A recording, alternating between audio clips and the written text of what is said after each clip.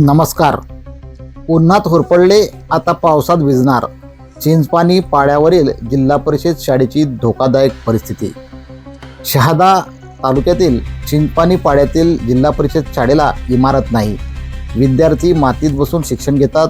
पावसाळा सुरू झाल्यानंतरही सुरक्षित वर्गखोलीची व्यवस्था नसल्याने विद्यार्थ्यांचे शिक्षण व आरोग्य धोक्यात.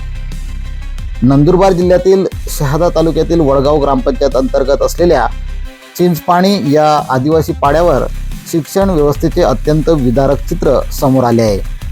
उन्हाळाभर ही लहान मुले उघड्या झाडाखाली बसून शिक्षण घेत होती. आता पावसाळा सुरू झाला आहे, मात्र परिस्थितीत कोणताही बदल झालेला नाही.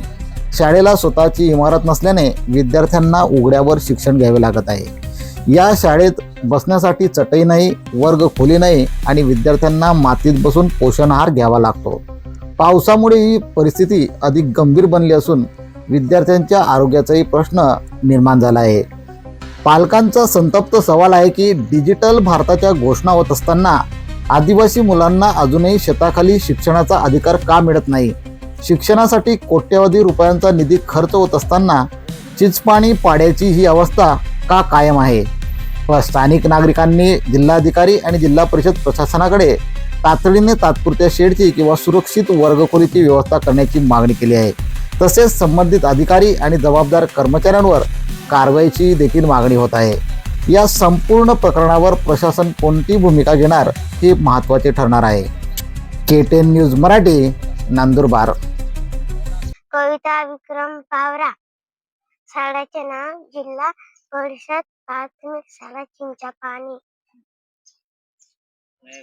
शाळा से बहुत इच्छा से और तो बोटुना मो शिक्षा लेतला मी शाळेमध्ये लेखण्याची इच्छा से आम तपम बोटी लेखला ताप पड़ जातलो थोड़ी आवतली ठंडी में एने उल्टी करातलो संडास बाथरूम करातलो खुली जो है अमुक बेंचा जो है पंखो जो है अमुक स्वागत कर तुम.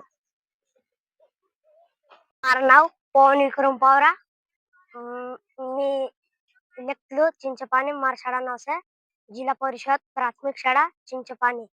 અને આમો સામના કોનો બાજરિયા આમો કાઈ બેનસા पंखा ઓલો મદદ કો લાગજો ખુલે છે મારફત